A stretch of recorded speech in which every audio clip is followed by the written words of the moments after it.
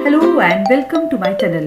आज हम पढ़ रहे हैं chapter number 20, the union government, the judiciary. आपको पता होगा कि हमारी गवर्नमेंट के 3 ऑर्गन्स होते हैं। एक है लेजिस्लेचर, एक है एग्जीक्यूटिव और एक होता है जुडिशरी। इनके अपने अपने रोल्स होते हैं। इसको मैं एक आसान सी लैंग्वेज में आपको समझाती हूँ कि हमारे गवर्नमेंट को चलाने के लिए उसने अपने 3 अलग अलग पार्ट्स बना लिए हैं। पहले पार्ट को नाम दे दिए है लेजिस्लेटर। लेजिस्लेटर मतलब गवर्नमेंट का वो पार्ट जिसका काम है कानून बनाना, जिसमें क्या क्या शामिल है, एमपीज, एमएलएज। उसके बाद सेकंड है एग्जीक्यूटिव। एग्जीक्यूटिव्स होते हैं वो जैसे हमारे प्रेसिडेंट, हमारे prime minister, council of ministers. इनका काम है इन कानूनों को लागू करवाना। और उसके बाद आगे जुडिशरी। जुडिशरी को हिंदी में कहा जाता है न्यायपालिका और इसका काम है लोगों को न्याय दिलाना। ठीक है, now let us begin with the chapter. In the previous 2 chapters, you have studied about the 2 major organs of the Union government, the legislature and the executive. You have seen that the legislature makes laws, whereas it is the responsibility of the executive to enforce them. ठीक है, जो मैंने अभी आपको समझाया यहीं पे ये लिखा हुआ है कि हमारे जो गवर्नमेंट के है, हमारी गवर्नमेंट है, उसके 3 ऑर्गन्स हैं। लेजिस्लेचर कानून बनाते हैं, एग्जीक्यूटिव उनको लागू करवाते हैं, जबकि इन कानूनों की रक्षा करना किसका काम है, जुडिशरी का काम है। अब हम इस ऑर्गन के बारे में ही इस चैप्टर में पूरा पढ़ेंगे कि जुडिशरी क्या है, न्यायपालिका क्या है, किस तरह से काम करती है, इसका स्ट्रक्चर क्या है। So in a federal government it is essential to have a judiciary which not only resolves disputes but is the final interpreter of the constitution.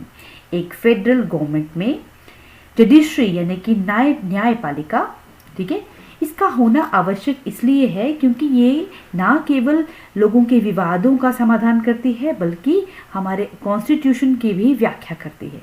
ठीक है, जब भी संपत्ति से या हमारे अधिकारों से रिलेटेड कोई इश्यूज होते हैं या जब भी कोई अपने पावर्स का गलत इस्तेमाल करता है या कहीं हिंसा हो रही हो, शोषण हो रहा हो या और भी इस तरह के कोई मसले हों, कोई मुद्दे हों, ठीक है, तो इन मसलों में न्याय के लिए हम अदालत में जाते हैं।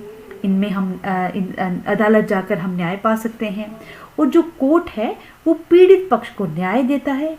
इसलिए एक स्वतंत्र यानी कि इंडिपेंडेंट न्यायपालिका यानी कि जुडिशरी हमारे लिए बहुत ही आधारभूत है। मतलब एक देश को अगर प्रॉपर डेमोक्रेटिक के रूप में काम करना है तो वहाँ पर जुडिशरी का होना बहुत ही ज़रूरी है।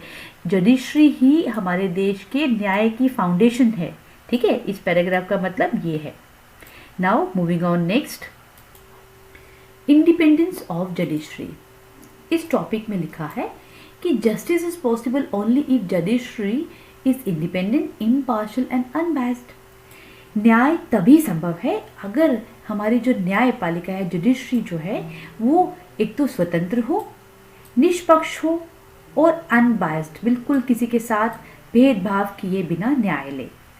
न्यायपालिका ना केवल अधिकारों की रक्षा करती है बल्कि जो नागरिकों के जितने भी सिटीजन्स होते हैं उनके जो मामले हैं, जो जैसे आपराधिक मामले जिसे कहते हैं सिविल केसेस, जितने भी आपराधिक मामले हैं या जितने भी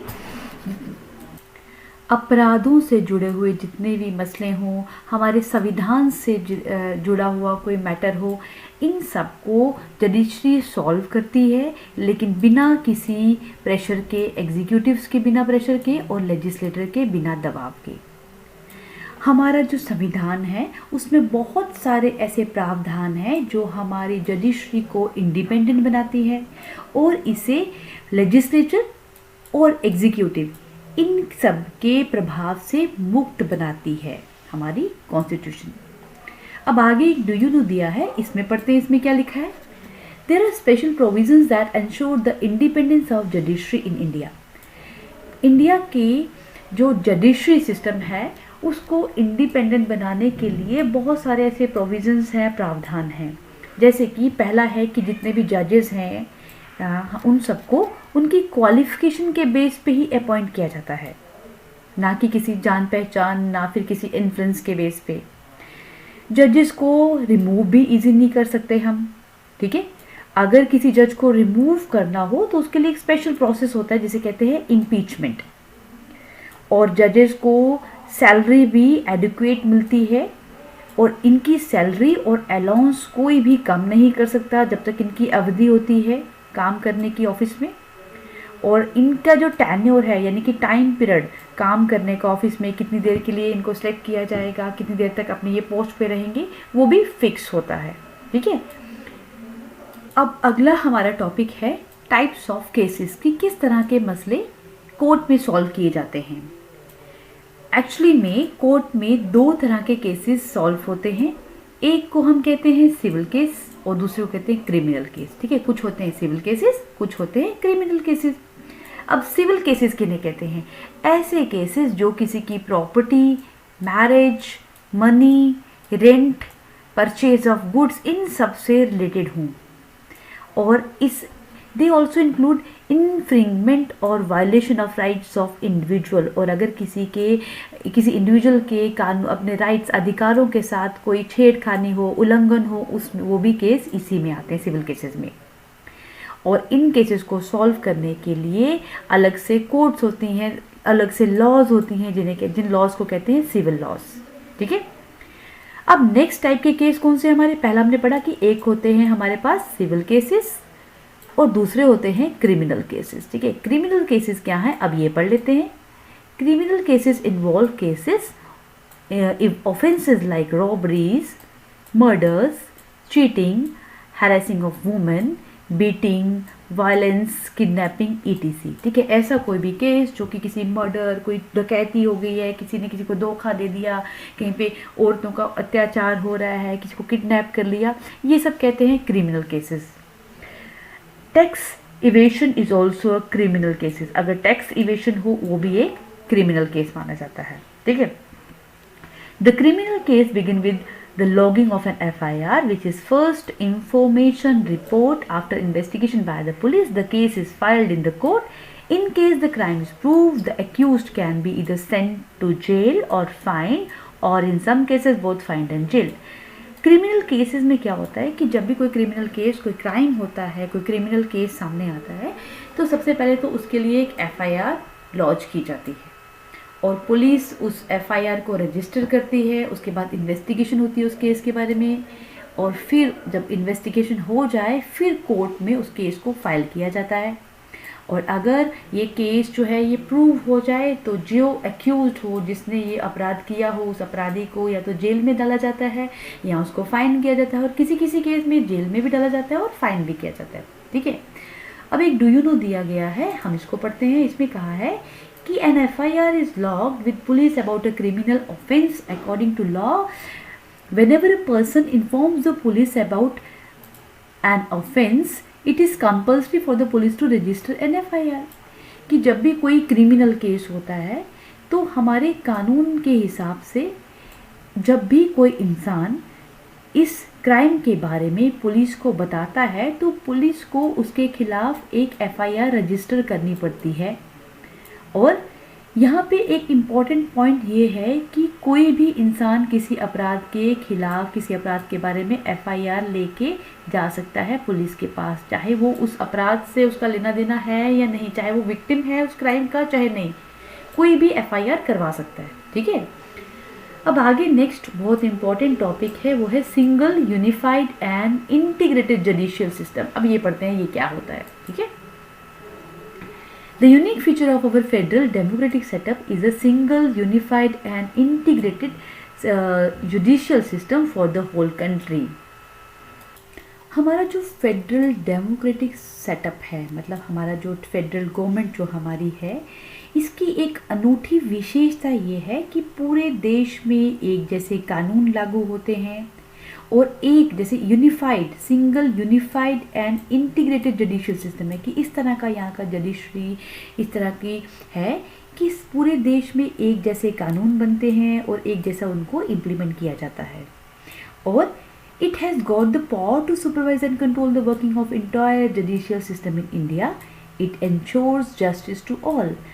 इसके पास इतनी पावर है, मतलब कि इस सिस्टम को पूरे भारत में संपूर्ण जितने भी पूरे न्याय प्रणाली है, जितना भी जुडिशियल सिस्टम है, उसके कामकाज की देखरेख और उस पर कंट्रोल करने की शक्ति मिली हुई है और जो सभी सर्वोच्च न्यायालय के लिए न्याय सुनिश्चित करता है।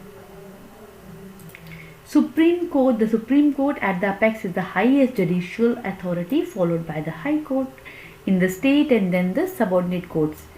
कि सबसे ऊपर जुडिशियल सिस्टम में है सुप्रीम कोर्ट, सुप्रीम कोर्ट के बाद है हाई कोर्ट और हाई कोर्ट के बाद आती हैं सारी सबऑर्डिनेट कोर्ट्स जो कि सब डिस्ट्रिक्ट्स में काम करती हैं। ठीक है, कि मतलब कि हमारे यहाँ का जो कोर्ट का सिस्टम है वो इस तरह का है कि एक इसमें हिरार्की बनी है। सबसे बड़ी कोर्ट होती है सुप्रीम कोर्ट, सुप्रीम कोर्ट के बाद आती हैं हाई कोर्ट्स जो अपनी अपनी स्टेट में काम करती हैं और इन हाई कोर्ट्स के अंडर होती हैं सबऑर्डिनेट कोर्ट्स। ठीक है, the lowest court in the judicial hierarchy order is the court of magistrate और उसके बाद सबसे इस हिरार्की में नीचे आती है court of magistrate. The lower court are controlled and supervised by the high court. A judgment given by the lower court can be changed in the higher court. इस सिस्टम में क्या है कि जो नीचे वाली कोर्ट्स हैं उनको हाई कोर्ट कंट्रोल करता है और अगर कोई लोअर कोर्ट ने जजमेंट दी है इस जजमेंट को चेंज कर सकता है हायर कोर्ट। इसी तरह से एक इंडिविजुअल चाहे तो वो सुप्रीम कोर्ट में जा सकता है अपनी, अगर हाई कोर्ट में कोई जजमेंट उसे मिली है उसके खिलाफ। The constitution of India says that the law declare by the supreme court shall be binding on all courts with in the territory of India. हमारा जो संविधान है वो ये कहता है कि अगर सुप्रीम कोर्ट ने कोई कानून बनाया है तो जितनी भी नीचे की कोर्ट्स हैं इंडिया के टेरिटरी के अंदर उन सब कोर्ट्स को उस लॉ को फॉलो करना ही पड़ेगा। अब एक यहाँ पे चार्ट दिया है आपका नेक्स्ट पेज पे, इसमें क्या कहा है कि हम यहाँ पढ़ रहे हैं कि जो हमारा इंडियन जुडिशियल सिस्टम है वो किस तरह से काम करता है, उसका एक फ्लो चार्ट के रूप में आपको एक्सप्लेन किया है। ठीक है, हमारे जो जुडिशियल सिस्टम है उसमें सबसे ऊपर है supreme court of India, supreme court के बाद आती हैं हाई कोर्ट्स जो अपनी अपनी स्टेट में काम करती हैं, हाई कोर्ट्स के अंडर होती हैं सबऑर्डिनेट कोर्ट्स या इनको lower courts in the district भी कहते हैं। अब ये जो सबऑर्डिनेट कोर्ट्स हैं ये दो तरह की होती हैं, एक होती हैं सिविल कोर्ट्स, एक होती हैं क्रिमिनल कोर्ट। ठीक है, तो बारी बारी करके हम इनको पढ़ते हैं। इस तरफ दी गई है सिविल कोर्ट जिसमें बताया है कि सिविल कोर्ट जो है उसमें एक डिस्ट्रिक्ट जज, एडिशनल डिस्ट्रिक्ट जज होता है, then court of subordinate civil first class, civil जज फर्स्ट क्लास, उसके बाद मुंसिफ या कोर्ट ऑफ सब जज सेकंड क्लास ये आता है। मतलब ये हिरार्की दी है कि किस तरह से कौन कोर्ट किसके अंडर काम करती है। अब इस तरफ दी है क्रिमिनल कोर्ट में सबसे पहला आता है सेशन जज, एडिशनल सेशन जज, इनके नीचे काम करते हैं असिस्टेंट सेशन जज, इनके अंडर होते हैं चीफ जुडिशियल मजिस्ट्रेट या chief metropolitan magistrate and last में इसके बाद नीचे दिया गया है court of magistrate of second class special judicial magistrate और इसके अंडर एक और लेवल है जिसका नाम है court of magistrate of second class special judicial magistrate executive magistrate. ठीक है, ये पूरी हिरारिकल सिस्टम बताया है कि किस तरह से हमारा जो कोर्ट का सिस्टम है वो काम करता है। ठीक है, अब नेक्स्ट पेज पे जाते हैं। नेक्स्ट पेज पे बताया है सुप्रीम कोर्ट ऑफ इंडिया के बारे में, राइट साइड में आपको पिक्चर भी दी है the supreme court of India की, इसके बारे में पढ़ते हैं। अब the supreme court was established on 26 जनवरी 1950। आपको ये डेट याद रखनी है कि when was supreme court established, it was established on January 26, 1950। Supreme court हमारे देश की सबसे बड़ी कोर्ट है और इसका हेडक्वार्टर कहाँ पे है, न्यू दिल्ली। ठीक है, आपसे पूछा जाए where is the headquarter of supreme court, will say it is in Delhi. It hears both the civil and criminal cases, यहाँ पर सिविल केसेस भी सुने जाते हैं और क्रिमिनल भी। It also deal with the cases pertaining to the interpretation of the constitution of India, और अगर हमारे संविधान से रिलेटेड कोई मसला हो, कोई केस हो, वो भी यहाँ पे सुना जाता है। अब इसकी कॉम्पोजिशन, सुप्रीम कोर्ट में एक चीफ जस्टिस होता है और मैक्सिमम 31 जजेस होते हैं जिन सबको प्रेसिडेंट ऑफ इंडिया अपॉइंट करते हैं on the recommendation of collegium system. इनको अपॉइंट करने के लिए एक प्रॉपर सिस्टम होता है जिसे कहते हैं कोलिगियम सिस्टम। अब ये कोलिगम सिस्टम जो है इसमें क्या शामिल है, इसमें शामिल होता है it is a close group consisting of chief justice of India and 4 senior जजेस ऑफ द सुप्रीम कोर्ट। इसमें इंडिया के चीफ जस्टिस और 4 सीनियर जजेस होते हैं जो सुप्रीम कोर्ट के जजेस होते हैं, ठीक है।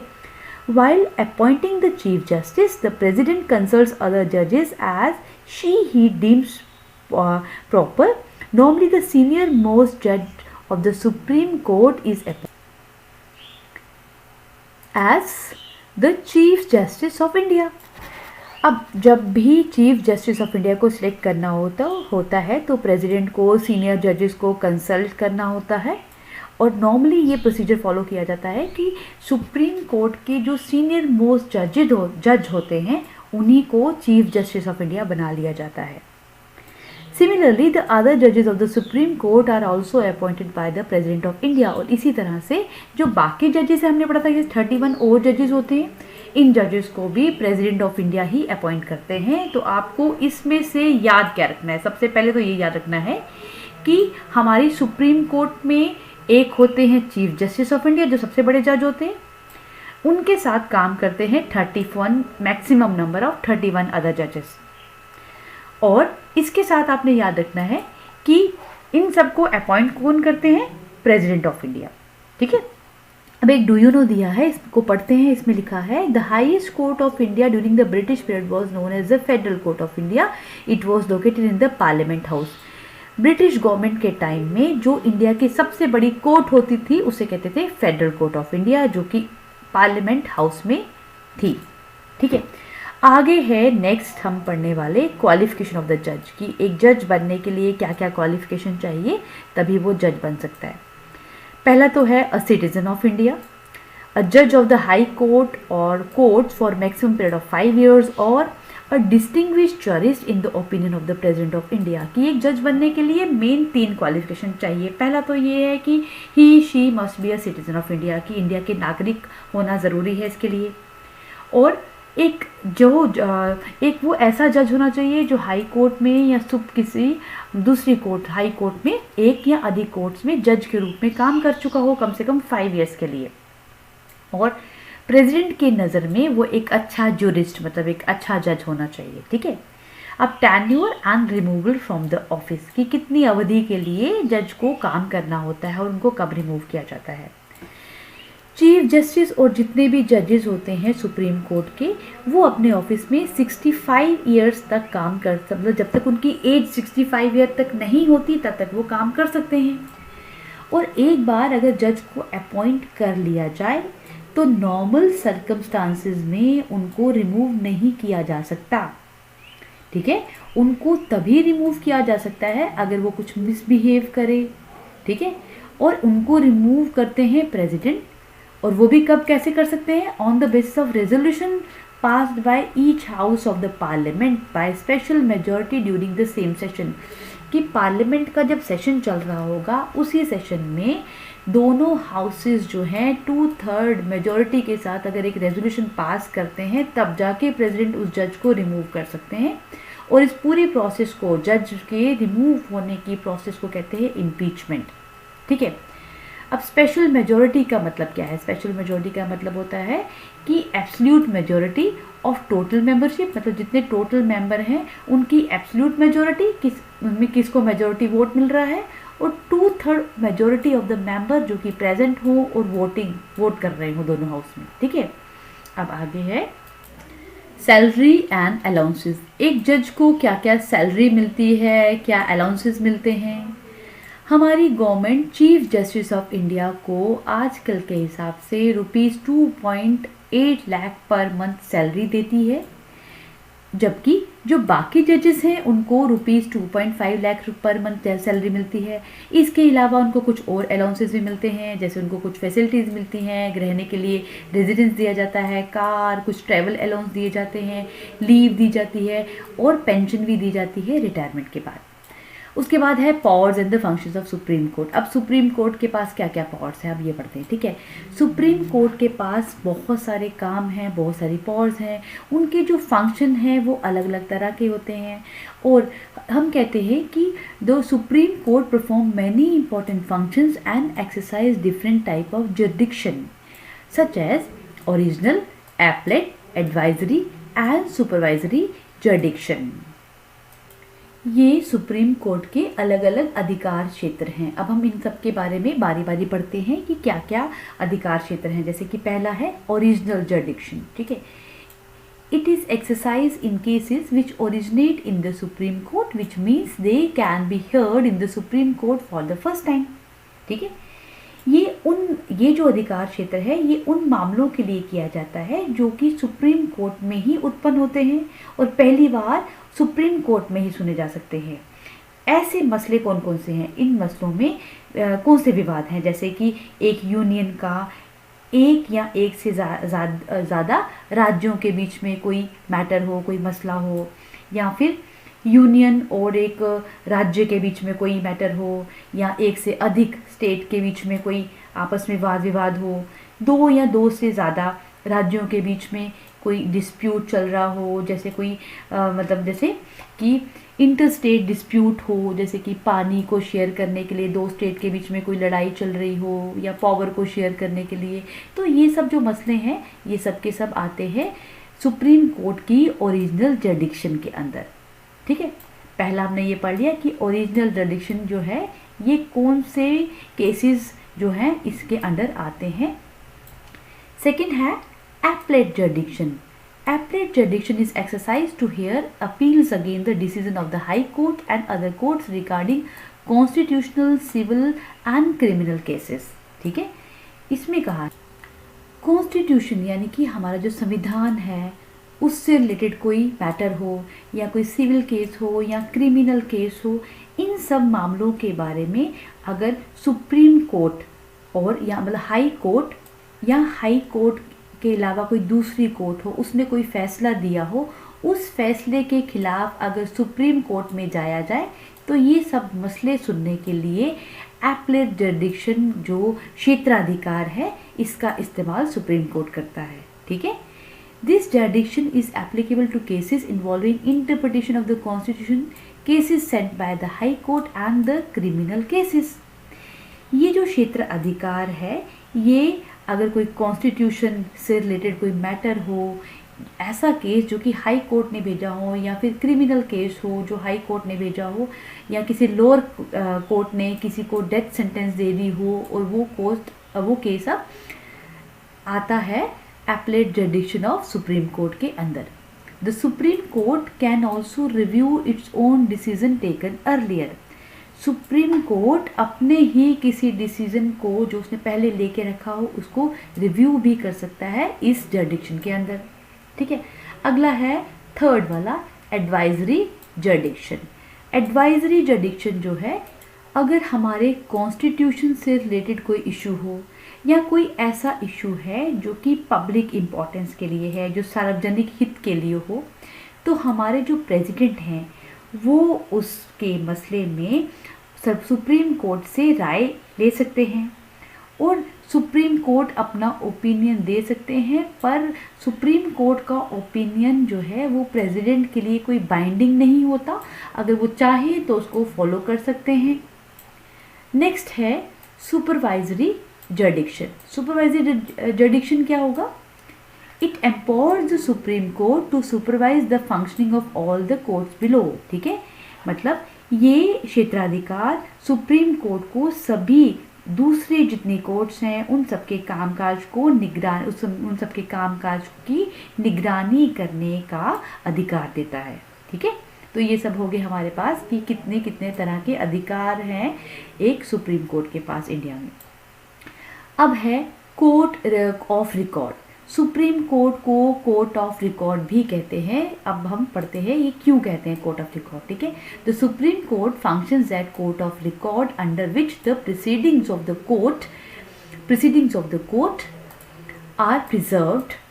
These records can be cited as precedents in future in all the courts in the country. यहाँ हम पढ़ रहे हैं कि सुप्रीम कोर्ट को कोर्ट ऑफ रिकॉर्ड क्यों कहा जाता है। ये आपको क्वेश्चन भी कभी कभी पूछते हैं, why supreme court is called the court of record. ये इसलिए कहा जाता है क्योंकि सुप्रीम कोर्ट के जितने भी कामकाज होते हैं, जितने भी केसेस मसले वहाँ पे सॉल्व होते हैं, उन सब का रिकॉर्ड भी सुप्रीम कोर्ट में मेंटेन किया जाता है। ठीक है, उन सबको रिकॉर्ड करके उन सब के कार्य को प्रॉपर तरीके से संभाल के रखा जाता है, उनकी कार्यवाही को संरक्षित करके रखा जाता है। ठीक है, और बाद में इन्हीं रिकॉर्ड्स को देश के जो बाकी न्यायालय है, यानी कि जितनी बाकी कोर्ट्स हैं, वो भी फ्यूचर में एक एग्जाम्पल के रूप में अपने यूज़ कर सकते हैं। ठीक है, अपनी रेफरेंस के लिए इस्तेमाल कर सकते हैं। ये समझ आ गया। अब है protector of fundamental rights. Supreme court को हम अपने फंडामेंटल राइट्स का प्रोटेक्टर भी कहते हैं कि ये हमारे राइट्स का रक्षक है। ये भी क्वेश्चन आपसे आता है कभी कभी एग्जाम में कि why supreme court is called the protector of the fundamental rights. ठीक है, तो इससे हम इसलिए कहते हैं because as a protector of the fundamental rights the supreme court may declare a law passed by the legislature null and void. इसका मतलब है कि जो सुप्रीम कोर्ट है, अगर लेजिस्लेटर द्वारा कोई लॉ बनाया गया है, कोई कानून बनाया गया है, तो हमारा जो सुप्रीम कोर्ट है उस कानून को नल या वॉइड घोषित कर सकता है। अगर सुप्रीम कोर्ट को ऐसा लगे कि ये एक ऐसा कानून बना दिया है जो लोगों के मौलिक अधिकारों को मतलब हस्तक्षेप कर रहा है, उनके फंडामेंटल राइट्स के साथ छेड़खानी कर रहा है, उनके हित में नहीं है, तो हम ये कह सकते हैं कि सुप्रीम कोर्ट एक प्रोटेक्टर ऑफ फंडामेंटल राइट के रूप में भी काम करता है। ठीक है, Therefore, our fundamental rights are secure in the hands of the Supreme Court. इसलिए हमारे जो फंडामेंटल राइट्स हैं वो सुप्रीम कोर्ट के हाथों में सुरक्षित हैं। अब आगे है गार्डियन ऑफ आवर कॉन्स्टिट्यूशन। जैसे हमने पढ़ा कि सुप्रीम कोर्ट को हम कहते हैं कि जो सुप्रीम कोर्ट है वो कोर्ट ऑफ रिकॉर्ड है, प्रोटेक्टर ऑफ फंडामेंटल राइट्स है, ये हमारे कॉन्स्टिट्यूशन का गार्डियन भी है। वो कैसे है कि सुप्रीम कोर्ट जो है वो हमारे कॉन्स्टिट्यूशन का गार्डियन है। So the court does not allow either the executive और the legislative to violate any provision of the constitution. इसलिए हमारा जो सुप्रीम कोर्ट है वो ना तो लेजिस्लेटर को ना ही एग्जीक्यूटिव्स को कोई पावर देता है कि वो हमारे कॉन्स्टिट्यूशन के साथ कोई छेड़खानी करें। कॉन्स्टिट्यूशन जो हमारा संविधान है उसकी व्याख्या, उसका अगर इंटरप्रिटेशन करनी है, उसका अधिकार सिर्फ सुप्रीम कोर्ट ही कर सकता है और कॉन्स्टिट्यूशन के साथ किसी को भी छेड़खानी करने की अनुमति नहीं है। ठीक है, then power of judicial review. Judicial review is power of the Supreme Court to review the laws enacted by the Parliament or the state legislature to ascertain whether they are in conformity with the provisions of the constitutions or not. ठीक है, जितने भी reviews हो, judicial review हो गया कि अगर कोई जजमेंट ले ली गई है, उस जजमेंट को वापस चेक करना कि वो जजमेंट प्रॉपर थी कि नहीं, लोगों के हित में तो थी कि नहीं। तो ये जो जुडिशियल रिव्यू की पावर है ये सुप्रीम कोर्ट के पास है। जब भी कोई लॉ बना जाता है पार्लियामेंट के द्वारा, लोकसभा राज्यसभा जब कोई लॉ पास करते हैं तो सुप्रीम कोर्ट के पास ये पावर है कि वो चेक करे कि क्या ये जो लॉ है ये हमारे संविधान के हिसाब से बना है कि नहीं, संविधान का उल्लंघन तो नहीं किया गया इसमें। Any law declared unconstitutional immediately cease to remain in force. अगर कोई भी कानून असंवैधानिक यानी कि कॉन्स्टिट्यूशन के हिसाब से ना हो, अगर ऐसा हो जाए, ऐसा घोषित हो जाए, तो वो कानून तुरंत लागू रहना बंद किया जाता है। ठीक है, इस प्रकार हम कह सकते हैं कि जो हमारा न्याय है वो लोगों के अधिकारों की रक्षा करता है और संविधान की रक्षा करता है। ठीक है, इस तरह से हम कह सकते हैं कि जो ये जुडिशियल रिव्यू करने की जो प्रोसेस है ये बहुत इम्पॉर्टेंट है, क्योंकि ये चेक करता है कि जितने भी कानून लागू हुए हैं वो लोगों के हित में है कि नहीं, लोगों के जो कॉन्स्टिट्यूशन में जो उनको फैसिलिटीज़ दी गई हैं, जो उनको बेनिफिट्स दिए हैं, जो उनके लॉज हैं, उनको वायलेट तो नहीं कर रहे। ठीक है, नेक्स्ट है after going through the powers and the functions of the Supreme Court, don't you think that the role of the apex court is quite wide and comprehensive? It has always protected the constitution. It observes the activities of the government and stops them wherever and whenever necessary. इस supreme court की जो शक्तियां हैं, जितने उनके पास powers हैं, जितने उसके कार्य हैं, इन सबको देखने के बाद आपको ये नहीं लगता कि जितने भी हमारे जो सुप्रीम कोर्ट है इसकी जो रोल है ये बहुत व्यापक है, मतलब बहुत इसका काम जो है बहुत वाइड है। इसने हमेशा हमारे संविधान की रक्षा की है, ठीक है, हमारे संविधान को प्रोटेक्ट किया है। ये सरकार के जितनी भी गतिविधियां हैं उनको देखता है, उनको चेक करता है उसकी क्या एक्टिविटी है, और जहाँ भी और जब भी आवश्यक हो अगर कोई गलत काम लगे उसे रोक लेता है, और ये बिल्कुल निष्पक्ष होके सुनवाई करता है जिससे कि लोगों को न्याय सुनिश्चित हो जाता है, और जितनी भी अदालतें हैं उनके कामकाज में भी हस्तक्षेप करता है ताकि सबको फेयर जस्टिस मिल सके। ठीक है, आगे हम पढ़ने जा रहे हैं हाई कोर्ट के बारे में। सुप्रीम कोर्ट के बारे में तो पढ़ लिया हमने, ठीक है। The high court be it for one state or more than one state functions under the supervision, guidance and control of the Supreme Court of India. High court चाहे वो एक स्टेट के लिए हो चाहे एक से ज़्यादा स्टेट के लिए हो, हाई कोर्ट को सुप्रीम कोर्ट के अंडर ही उसके कंट्रोल में ही काम करना पड़ता है, और हाई कोर्ट हमारे जुडिशियल सिस्टम का एक अभिन्न अंग होता है। अब हाई कोर्ट की कंपोजिशन क्या है? जिस तरह से हमने सुप्रीम कोर्ट की कंपोजिशन पढ़ी थी इस तरह से इसकी हाई कोर्ट में होता है एक चीफ जस्टिस और इसके अलावा कुछ और जजेस होते हैं। इसमें एक हाई कोर्ट में कितने जजेस होंगे ये डिपेंड करता है स्टेट टू स्टेट, ठीक है। जिस स्टेट में हाई कोर्ट हो उस स्टेट का साइज कितना है, उसकी पॉपुलेशन कितनी है, इस पे डिपेंड करता है कि उस स्टेट के कितने जजेस होंगे हाई कोर्ट में, ठीक है। और जो चीफ जस्टिस होता है हाई कोर्ट का, उन्हें प्रेसिडेंट अपॉइंट करते हैं, लेकिन प्रेसिडेंट उन्हें अपॉइंट करने से पहले जो हमारे इंडिया में जो सुप्रीम कोर्ट के चीफ जस्टिस होते हैं उनसे कंसल्ट करते हैं, और साथ में उस स्टेट के गवर्नर से भी कंसल्ट करना पड़ता है, ठीक है। इसी तरह से हाई कोर्ट के जो बाकी जजेस होते हैं उनको भी प्रेसिडेंट ही अपॉइंट करते हैं, लेकिन उनको अपॉइंट कैसे किया जाता है? Chief justice of India, governor of the state और chief justice of the high court of the concern state, मतलब कि जो जिस स्टेट के वो जजेस हों उस स्टेट में जो कोर्ट है वहाँ का चीफ जस्टिस कौन है उससे भी एडवाइस लेके, उस स्टेट की गवर्नर से भी एडवाइस लेके और चीफ जस्टिस ऑफ इंडिया से भी एडवाइस लेके प्रेसिडेंट उन जजेस को अपॉइंट करते हैं, ठीक है। अब जो पिक्चर दी गई है यहाँ पे कुछ अलग अलग हाई कोर्ट्स बताई हैं, मुंबई की, बेंगलुरु की, इलाहाबाद की, ठीक है। ये पुरानी कुछ हमारी कोर्ट्स हैं। अब क्वालिफिकेशन पढ़ने जा रहे हैं हम कि एक हाई कोर्ट के जज को क्या क्या क्वालिफिकेशन चाहिए। सबसे पहले तो क्वालिफिकेशन यही है सेम सुप्रीम कोर्ट के जज की तरह कि he must be a citizen of India, India के सिटीजन होना चाहिए, और who has been an advocate in one और more high court for at least 10 year, कम से कम किसी एक कोर्ट में उसे 10 साल के लिए काम किया होना चाहिए किसी एक हाई कोर्ट में, और holder of judicial office in subordinate court, या फिर किसी सबऑर्डिनेट कोर्ट में एक जुडिशियल ऑफिस उसने होल्ड किया हो 10 साल के लिए, ठीक है।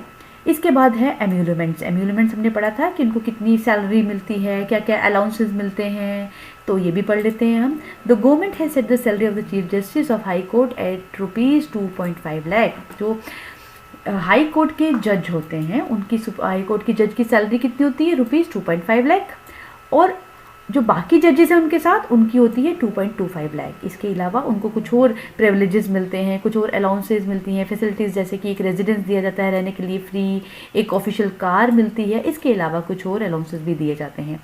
उसके बाद हम पढ़ते हैं टेन्योर एंड रिमूवल की, कितनी देर के लिए वो काम करते हैं, कब रिमूव किया जाता है। सुप्रीम कोर्ट में हमने पढ़ा था 65 ईयर्स तक जजेस काम करते हैं, लेकिन हाई कोर्ट में 62 ईयर्स तक वो काम कर सकते हैं। जब तक वो 62 ईयर के नहीं होते वो रिटायर नहीं होते, ठीक है। इसके अलावा यहाँ पे भी तो जज होते हैं उनको प्रेसिडेंट ही सिर्फ रिमूव कर सकते हैं, और उसी तरह से रिमूव किया जाता है जैसे सुप्रीम कोर्ट के जज को इम्पीचमेंट के थ्रू करते हैं, ठीक है। लेकिन अ रिटायर्ड हाई कोर्ट जज में practice in high court but not before any lower court और in the same high court. लेकिन यहाँ पे डिफरेंस ये आता है कि एक जिस तरह से यहाँ का अगर कोई हाई कोर्ट का कोई जज रिटायर होता है तो रिटायर होने के बाद वो हाई कोर्ट में प्रैक्टिस कर सकते हैं वापस, लेकिन वो किसी लोअर कोर्ट में या उस सेम कोर्ट में प्रैक्टिस नहीं कर सकते जहाँ से वो रिटायर हुए हों, ठीक है। However he she may be appointed as a जज, लेकिन रिटायरमेंट के बाद उनको जज सुप्रीम कोर्ट में बनाया जा सकता है, ठीक है। अब हम पढ़ते हैं powers and the functions of the high court. High court के पास क्या क्या पावर्स हैं, हाई कोर्ट के क्या क्या काम हैं। A high court is mainly a court of appeal both in civil and criminal cases brought before it against the decision of the lower court. High court जो है उसे कहते हैं कोर्ट ऑफ अपील। कोई भी सिविल या criminal case high court में हम लेके जा सकते हैं। अगर हमें लोअर कोर्ट ने कोई डिसीजन दिया, उस डिसीजन के खिलाफ भी हम हाई कोर्ट में जा सकते हैं। और ये सब आता है हाई कोर्ट की एपलेट जरिडिक्शन के अंडर। एक डू यू नो दिया है, इसमें कुछ खास बातें दी हैं। पहली बात ये कही है कि इंडिया में 29 स्टेट्स हैं बट हाई कोर्ट सिर्फ 24 हैं। चंडीगढ़, पंजाब और हरियाणा, इन तीनों की एक ही हाई कोर्ट है कॉमन, जो कि चंडीगढ़ में स्थापित है।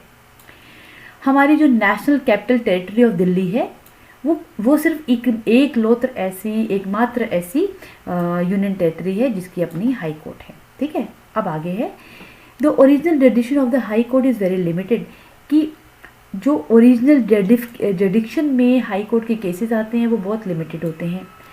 कुछ ऐसे केसेस जिसमें कि फंडामेंटल राइट्स को वायलेट किया जाए, या ऐसा कोई मसला हो जिसमें एमपी या एमएलए की इलेक्शन से रिलेटेड कुछ मसला हो, वो सब भी हाई कोर्ट में जाते हैं। जहाँ ऐसा कोई मसला, ऐसा कोई मुद्दा जिसमें कॉन्स्टिट्यूशन से कोई छेड़खानी की हो, उसकी व्याख्या करनी हो, ये सब के सब आते हैं हाई कोर्ट की ओरिजिनल जरिडिक्शन में। इसके बाद आगे बताया है, the cases pertaining to the marriage, divorce, laws, will of the deceased person ETC are also taken back by the high court.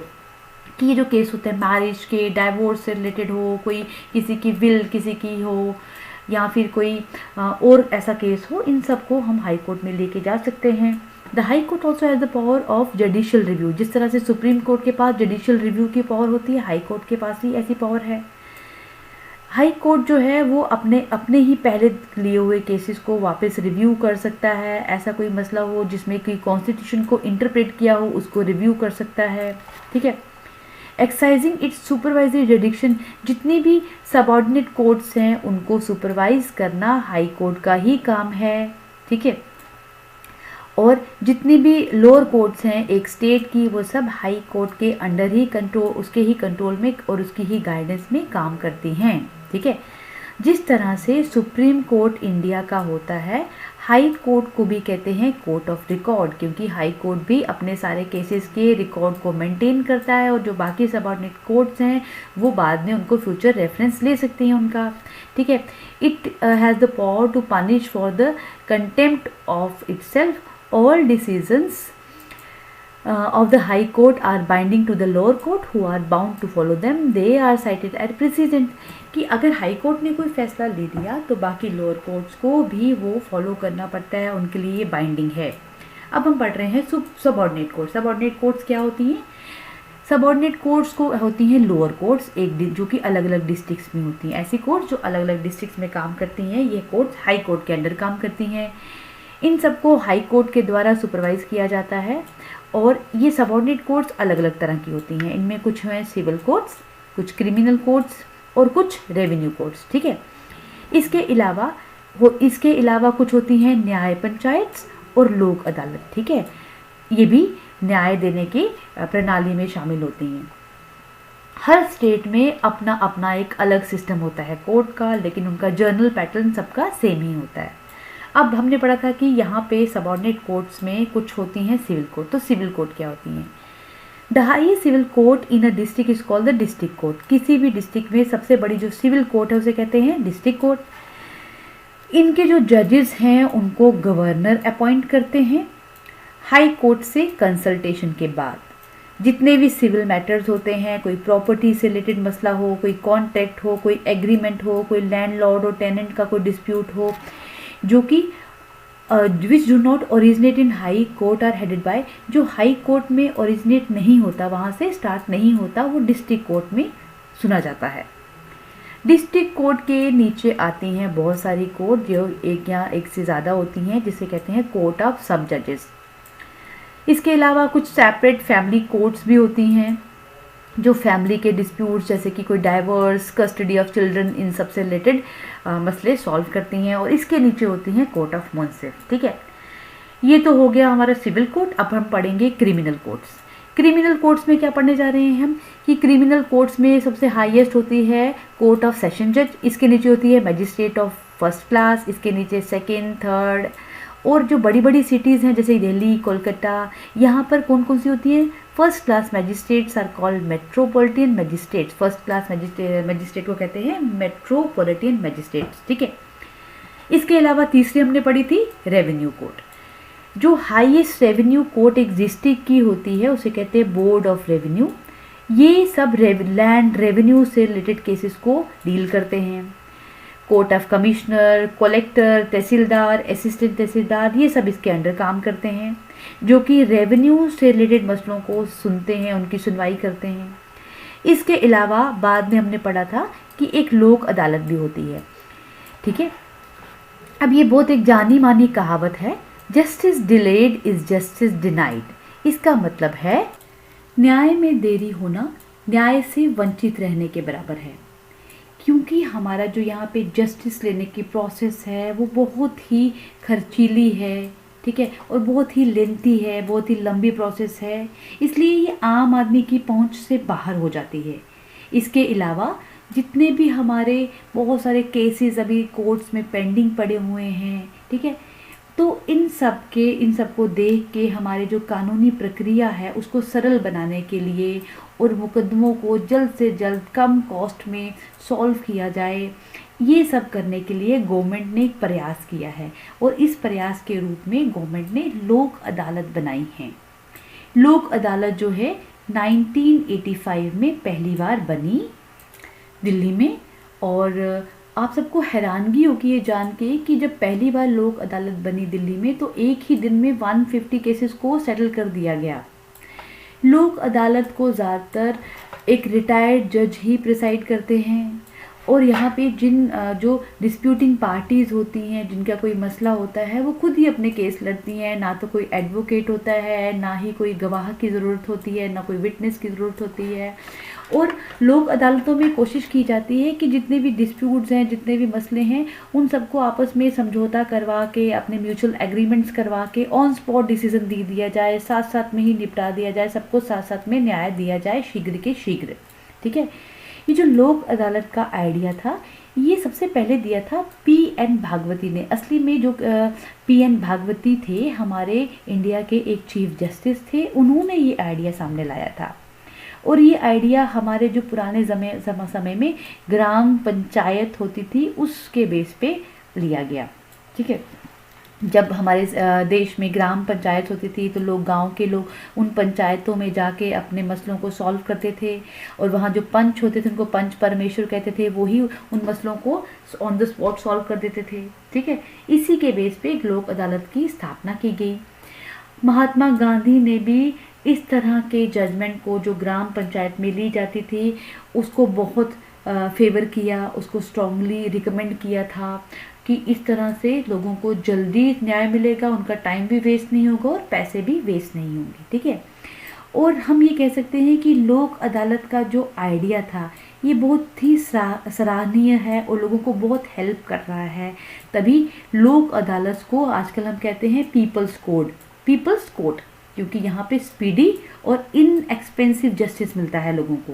अब हम पढ़ते हैं इस चैप्टर का नेक्स्ट टॉपिक जो है PIL यानी कि पब्लिक इंटरेस्ट लिटिगेशन। ठीक है, इसमें कहा गया है क्योंकि हमारे देश में जितने भी लोग हैं वो अधिकतर गरीब हैं और इलिटरेट है, ठीक है, अशिक्षित है। वे न्याय के लिए अदालत में ना तो जाने के बारे में सोच सकते हैं, ना ही उनके पास इतना पैसा होता है। ठीक है, न्याय तो उनके लिए बस एक दूर का सपना है। इसलिए गवर्नमेंट ने एक कॉन्सेप्ट बनाया जिसका नाम रखा है PIL यानी कि पब्लिक इंटरेस्ट लिटिगेशन। ये जो कॉन्सेप्ट है ये सुप्रीम कोर्ट द्वारा लाया गया इंडिया में, ठीक है। इसका काम क्या है? Any person from the public whether affected or not may write an ordinary letter or even a postcard drawing the attention of the High Court or the Supreme Court toward any matter of serious importance। इसका मतलब क्या है? इसमें कहा जाता है PIL में ये एक प्रावधान है कि जनता का कोई भी व्यक्ति वो एक साधारण सी लेटर या एक पोस्ट कार्ड लिख के हाई कोर्ट को या सुप्रीम कोर्ट को किसी जनता के कोई जैसे कोई इम्पोर्टेंस, कोई सार्वजनिक मसला हो जो बहुत गंभीर मसला हो, पब्लिक इम्पोर्टेंस का मैटर हो, उसके बारे में उनका हाई कोर्ट और सुप्रीम कोर्ट का ध्यान आकर्षित करवा सकता है, ठीक है। जैसे कि for example one may write about the inadequate and unsafe transport system और supply of unhygienic drinking water और about exploitation of children and women in a particular establishment. जैसे कि उदाहरण के लिए अगर कहीं पे किसी जगह पे मतलब ट्रांसपोर्ट सिस्टम नहीं ठीक तरह से काम कर रहा है या फिर कहीं पे प्रॉपर पानी लोगों को नहीं मिल रहा, अनहाइजीनिक पानी मिल रहा है या पानी ठीक तरह से नहीं मिल रहा है, या फिर कहीं पर बच्चों का या महिलाओं का शोषण हो रहा है, इसके बारे में पत्र लिख सकता है सुप्रीम कोर्ट या हाई कोर्ट को, ठीक है। अगर if the court is convinced that the matter is of public importance, it will take up and decide the case। अगर अदालत को लगता है कि ये मामला सार्वजनिक महत्व का है तो ये मामला जो है वो जो कोर्ट है ये उठाएगी और इसका फैसला करेगी, ठीक है। Public interest litigation is a novel idea. हम ये ऐसे कह सकते हैं कि ये एक बड़ा नेक और बड़ा नया सा विचार है, ठीक है। It helps the poor, the illiterate and the ignorant. ये गरीबों, अनपढ़ों और अज्ञानियों की मदद करता है, ठीक है। अलग तरह की the success story of the various PIL has encourage people to initiate more and more PILs matters of urgent importance. कि बहुत सारी ऐसी मतलब जो PILs आई हैं जिनको सफलता मिली, जिन कहानियों से लोगों को बहुत सार्वजनिक महत्व मिला, लोगों के सार्वजनिक मसले जो थे वो सॉल्व हुए, उनके अधिकार उनको मिले, ठीक है। तो ये जो याचना मतलब ये जितने PILs हैं, it seems that PIL has serve the purpose for which it was devised and has proved to be a boon for common man. होता है कि जैसे जो ये PILs जिस उद्देश्य की पूर्ति के लिए इनको बनाया गया था, जो तैयार किया गया था, इसने उस उद्देश्य की पूर्ति की और ये आम आदमी के लिए एक वरदान के रूप में एज अ बून यानी कि वरदान के रूप में सामने आई हैं, ठीक है। और it has set right a number of wrongs committed by the individual और society. It has brought legal aid to millions of poor, illiterate and ignorant Indians. इससे बहुत सारी गलतियों को ठीक किया गया और बहुत सारे ऐसे लाखों गरीब, अशिक्षित और अज्ञानी भारतीयों को कानूनी मदद दी, ठीक है। तो इसी के साथ ये चैप्टर और ये लेक्चर यहीं फिनिश करती हूँ मैं। आशा है आपको ये लेक्चर अच्छे से समझ आया होगा। अब मिलते हैं एक नई वीडियो के साथ, एक नए लेक्चर के साथ। तब तक के लिए आप सबको bye bye and take care.